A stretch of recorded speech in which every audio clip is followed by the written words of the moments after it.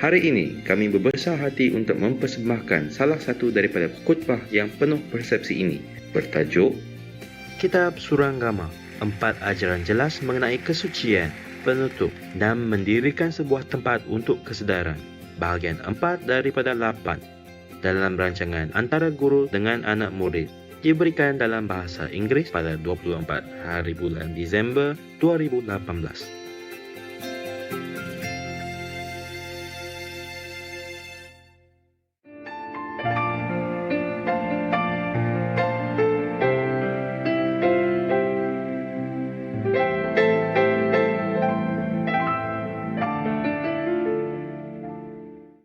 So the Buddha say, mind that even if a prostitute who has no spiritual intention at all, never had any connection with any spiritual teaching prior to meeting with Ananda at that time, still she can become a nun and attain arhatship.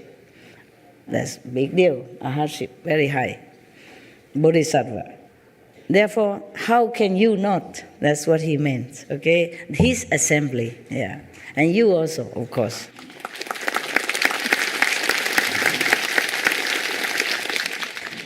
The Buddha continued. My God, has nothing to do with the precept, and I keep talking, huh? And you don't stop me even. Huh? You're supposed to stop me when I blah on. Enjoy my attachment to my bedroom. enjoy my weakness, yeah? I confess to you and you enjoy? All right. I hope I don't have any more of this story to tell you to enjoy. That was my weakness. I also love good food. Yeah, I love Indian chapati, roti, and this fresh chutney, they made it with all kind of spice and flavor. When it's fresh, it's like heaven. The chutney you bought from the shop is nothing compared to that. When they make it, chop there's a carrot into finger size, and other kind of vegetable, even, cauliflowers, and then they put, I don't know what kind of spice they put it. Oh, God, tastes so good. Even I forgot my dignity, I come and beg for some. And they give me just a little bit, because I prepare it for everybody. Normally, they wouldn't give it to you before everybody, but I don't know, they feel I was too skinny, too small, so they feel pity for me, and the woman gave me some. I never forget that taste, because I was hungry, and also it tastes so good. And fresh, freshly prepared. It's not too sweet, not too sour, not too salty. It's just perfect. The Indian woman, they can make it. Oh, man. And here, even you make it here, it's not the same. Okay? They put all the love in it also, because for their gurus and the disciples who came to their house, they make it so good. All right.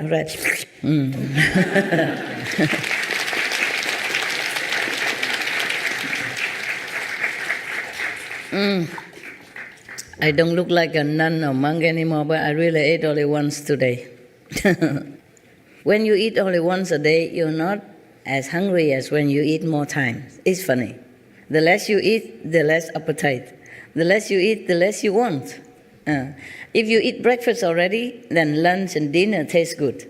But if you eat nothing in the morning, nothing else, then the meal you taste, no matter when, it don't taste as good. Therefore, you don't even eat a lot. You don't feel such a tasty like as if you had your breakfast first and then many hours have lunch.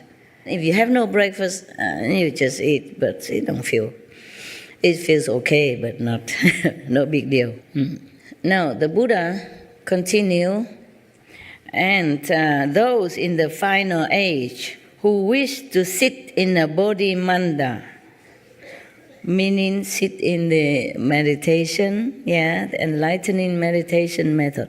Sit in that way, not just sit, but really have a purpose, a method, a goal, and a truly deep understanding of why you're sitting.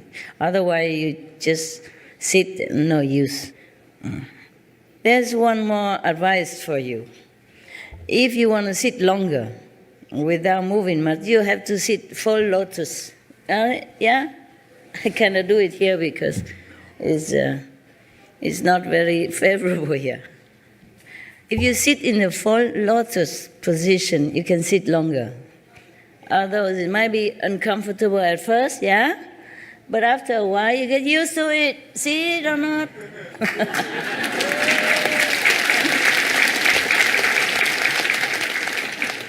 Okay. I will take a photo or something in lotus position, and then you can have a look. You know, right? That both legs are crossed together. Yeah. It's a little hard at first, but you get used to it. Not because of sitting in lotus position you will become Buddha, not like that, but you're more stable. Huh? And even if you meditate this way, you will not fall. Your legs are locked, yeah? So you don't fall too easily. Yeah, and you can't sleep too easily. Even if you sleep in the lotus position, you wake up earlier, quicker. All right, so that's just by the way. So the Buddha say if those in the final age, meaning, what mean final age? Mean the age that the Buddha is no longer there, yeah? After a master passed away 300 years or 500 years maximum, that is the final age of any teaching. If you don't see another master appear in that area, in that era, this is final. Okay. But luckily we always have. It's just that it might not happen in that lineage. So you might think, oh, Buddha's gone forever. The teaching and the lineage of the spiritual power of any master is like a river. Sometimes it's hidden under the earth somewhere, and you thought this is the end of the river. No. It will seep out somewhere and then appear again. So it's just like that. Any of the religious people should look where the river reappear, and do not be attached to a location of the original river. Because in all age, all religious branch, there will always be a master somewhere, and not be in the same lineage, not be in the same religious order, but there will be a master for the world, for our world, yes. And even in hell, there is a master called Kristigaba Bodhisattva. He will stay there forever, because he vowed, before he became enlightened, he vowed that he will save all the people in hell. He vowed that he will stay there forever until the hell are empty. All hells are empty.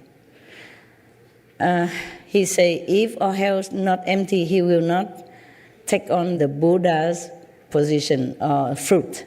He won't become Buddha if all hells are not empty. So he continued to stay in hell to teach the hell beings, whoever he can teach, whomever still has enough, a little bit of spiritual inclination, he will teach them.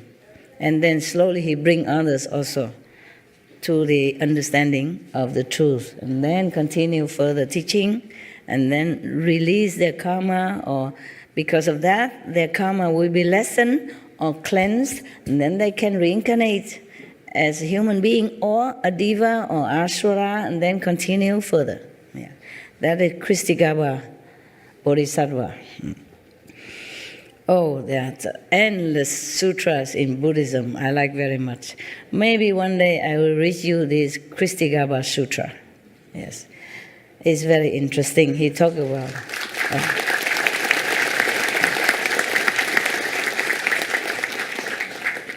When I first became a nun in Taiwan, and one of the temple, because we met where I took the precept, so they invite me to their temple.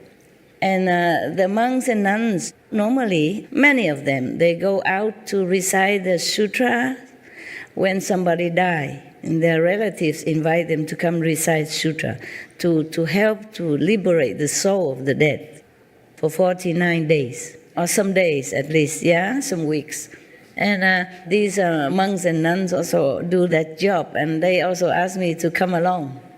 I also came. Of course, at that time, I cannot recite this sutra in Taiwanese, where I recite Amitabha Buddha for them. It's fine.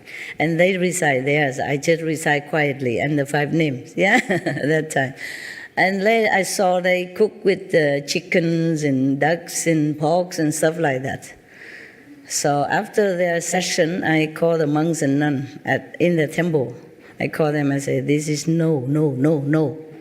You have to tell the people who don't understand that in the Surangama Sutra, they call it Ti Chang Wang Pusa, means the earth store bodhisattva. Yeah, the one who vowed to save all hell beings before he became Buddha. That means forever, endless in this world. There will be always someone in hell. If nobody can save them all, then it's like that. I said, this is no. If you go to recite sutra to somebody who died, you have to tell them, no meat. Yeah? Only vegetable. Otherwise, the soul of the dead will be having bad karma. Maybe have to go to hell for that. Or maybe delay, cannot go to heaven because of that. Maybe delay of liberation, depends. So you have to tell them that. It says so in the Surangama Sutra. If any dead person, the relative kill or offer meat and animals product in the name of the dead will be in trouble. Bad karma and may go to hell, may suffer more. Okay? So you have to tell them that. You have to bring the sutra and tell them that. And then they bow to me. They put their arms together and say, you, Surangama Bodhisattva. I said, no. I read Surangama Sutra. I must remind you, we monks and nuns must tell people because they don't know. They have no chance to read any sutra. They're busy working. And they just go Buddha temple, bow, put some fruit and then take it back and eat. They never have chance to recite sutra. That's why we become monks and nuns. So we have more time to study the Buddha's teaching. And then because we are study already well, we must tell people who don't study it. It's not that you monks and nuns always go and just reciting things and then take an offering from the red envelope and go home. No, we study well because we have time, because we forsake the family time, we don't do business, we don't worry about mundane occupation, so we have more time. That's the purpose of being monks and nuns, so we can study a lot more. And then we have to tell people. And then they bow to me. I say, I'm Surangama Bodhisattva. I said, no, I'm no Bodhisattva. I just study the sutras. And then they was very respectful. I said, from now on, you tell people in advance before you come. Say, if you want me to come recite the sutra to bless the deceased, you must cook vegetarian. Otherwise, I don't come. And tell them why. Yeah. The Surangama Sutra is very clear. Even you give birth to the babies, and if the family member kill chicken and all that to give to mother, then it's very bad for both mother and son. Because those demons who love to smell the blood from the mother at the time of birth and all that, they're hanging around already, and they will eat all this food also, and then they will make very much a heavy energy for the mother and son at the so sensitive time. They need more rest, more good energy, but they did all the wrong thing, all the opposite thing. It stay all in the Surangama Sutra, and much more. In the Surangama Sutra, it even say that the Surangama Bodhisattva tell the Buddha that, I observe in the whole physical world, all the beings, every little second, every little minute, nothing they think, nothing they do doesn't cause karma for them. That bad. Therefore, you recite the 5 names all the time, okay? So that you don't think negatively. You don't have chance to act anything negatively. You protect yourself from attracting, so that you don't attract negativity to you as well. And bless your surrounding with this holy energy that you brought forth with you from the initiation power.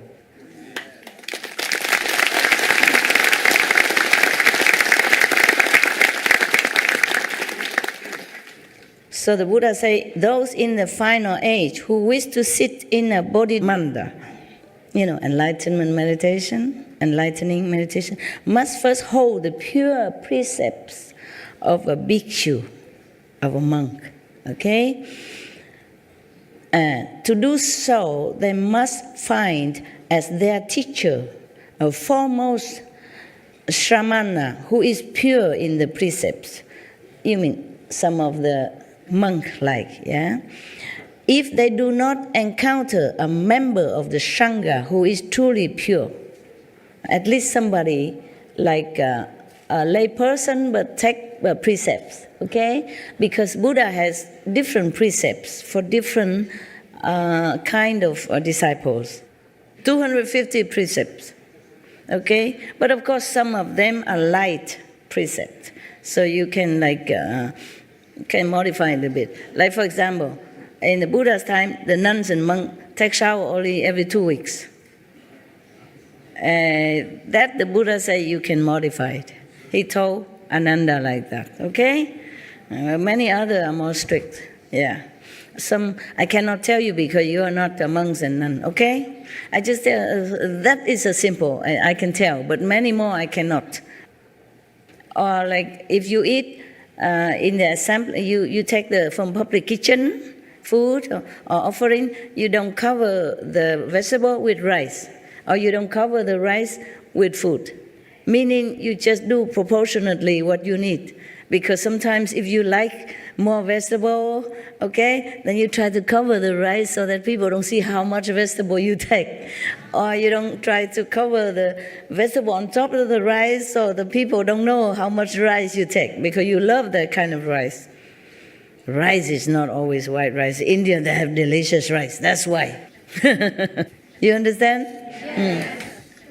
This kind of precept, the Buddha says some light precept you can modify like that kind, okay? Further, I cannot tell you. I'm not allowed to. You're not allowed to hear the bhikshu, monks, nun precept if you are not monks and nun. Because if you know it, you have to keep. Also very difficult. Many precepts are difficult for lay people, okay? Because the monks and nuns, they're not supposed to have any man-woman relationship, for example, like that, yeah? So there are many precepts for that, and you can't keep it. It's difficult. It's very detailed and sensitive also. I can't tell you. You should not know unless you want to become monks and nuns officially, and you take the precepts and hold it, okay? Yeah. Keep it. But right now, you keep these 5 precepts that the Buddha explained. That's good enough, okay? And the 5 names and the gift, if I have given you, okay? That's secure you to go to heaven, all right?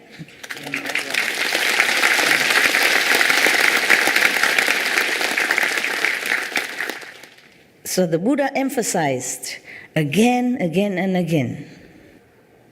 So the Buddha say, in the final age, mean when the Buddha already nirvana, if anybody wants to follow this kind of meditation, that he passed down to his successor, then they have to find the teacher, a foremost Shramana, is somebody lesser than monks, but keep the pure precepts. Like the monks and nuns, they have 250. And the one who take Bodhisattva precept, maybe 10 precepts, but have to keep it very purely, 100% pure.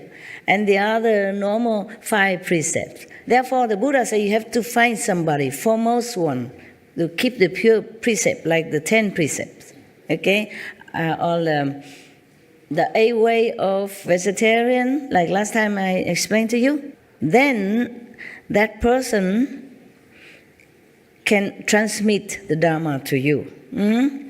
Just like now, some of the residents can transmit the initiation to you while I am still alive, but don't have to be present at the initiation place. And then the Buddha say, if they do not encounter a member of the Sangha who is truly pure, then it is absolutely certain that their deportment in precepts and rules cannot be accomplished. So that. If you want to practice For example, the Kuan method that the Buddha transmitted, you have to find a pure monk or the pure bodhisattva layperson to transmit it to you. Otherwise, it's not valid. It doesn't help you, okay? It doesn't work. All right. Now, after accomplishing the precepts, they should put on fresh, clean clothes, light incense in a place where they are alone, and recite the spiritual mantra spoken by the Buddha of the mind 108 times. The one that the Buddha tell you. Actually, in many sutra, there are many mantra reciting by the Buddha, okay? Hey, guy, you cannot see me very well, huh? Some of you, huh? Yeah, poor thing. What to do? If I stand up, then the people behind don't see me. If I sit, then the people in front don't see me. Yeah, this is the life we have here, okay? It is not perfect, yeah? But you are perfect. You will be perfect. And that's important.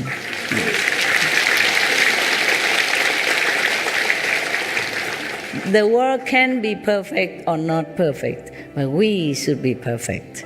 That's important, okay? Right.